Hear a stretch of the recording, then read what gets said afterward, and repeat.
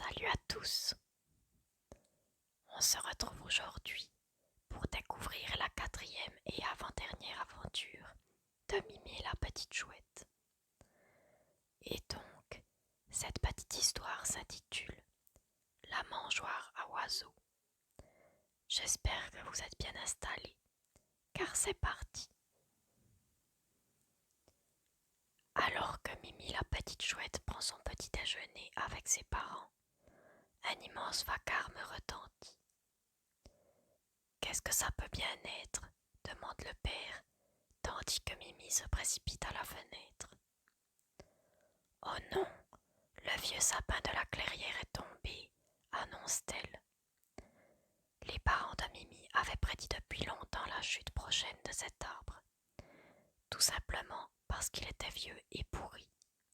Et aujourd'hui, avec toute cette neige et les violentes bourrasques, c'est arrivé.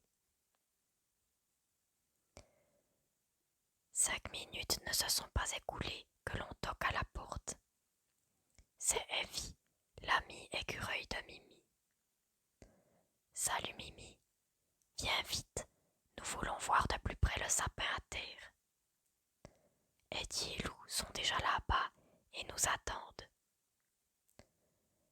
Vous ne perdez jamais une occasion de filer, commente la maman de Mimi, mais Evie et Mimi sont déjà loin.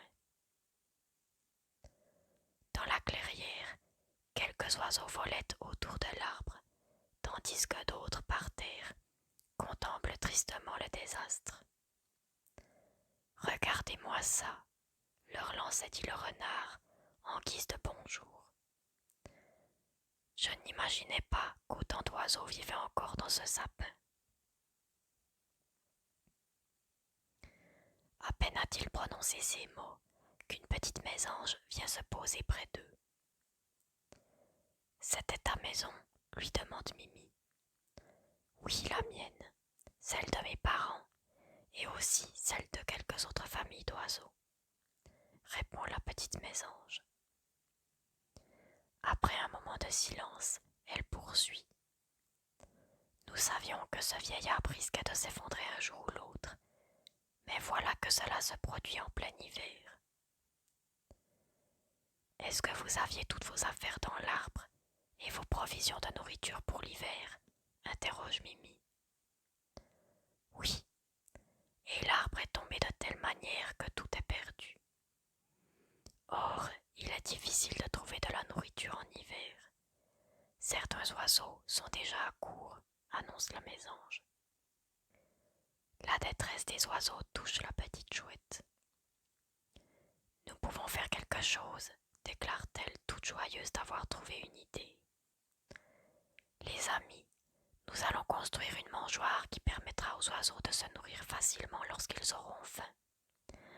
Nous allons demander à tous les oiseaux de la forêt de donner un peu de leur réserve pour l'hiver et nous le mettrons dans la mangeoire. Ainsi, tous auront suffisamment à manger. Nos amis filent à toute allure chez Mimi, qui en volant, qui en bondissant, qui en courant. Chez Mimi, ils confectionnent une mangeoire pour les oiseaux en utilisant une bouteille, deux cuillères en bois et de la ficelle. Ça a l'air super, se félicite-t-il avant de faire le tour du voisinage pour recueillir auprès de chacun quelques réserves pour l'hiver. Tous les animaux partagent volontiers un peu de leurs provisions pour aider les oiseaux. Lorsque Mimi, Evie, Eddie et Lou suspendent la mangeoire bien remplie, les oiseaux s'approchent en nombre et pas uniquement ceux qui sont affamés. Ceux qui ont contribué à approvisionner la mangeoire sont là aussi. Tous se réjouissent d'être là, les uns pour les autres, et sont heureux à l'idée qu'aucun oiseau ne souffrira de la faim. Quel bonheur de pouvoir apporter son aide aux autres, se félicite Mimi la petite chouette. Et nos 4 amis se réjouissent de leur bonne action. Voilà. J'espère que vous avez apprécié retrouver Mimi et ses amis. Vous pouvez m'écrire votre avis en commentaire et me laisser un petit pouce en l'air si vous avez aimé cette lecture. La prochaine fois, nous nous retrouverons pour la 5e et dernière histoire de Mimi la petite chouette. D'ici là, prenez bien soin de vous et à très bientôt.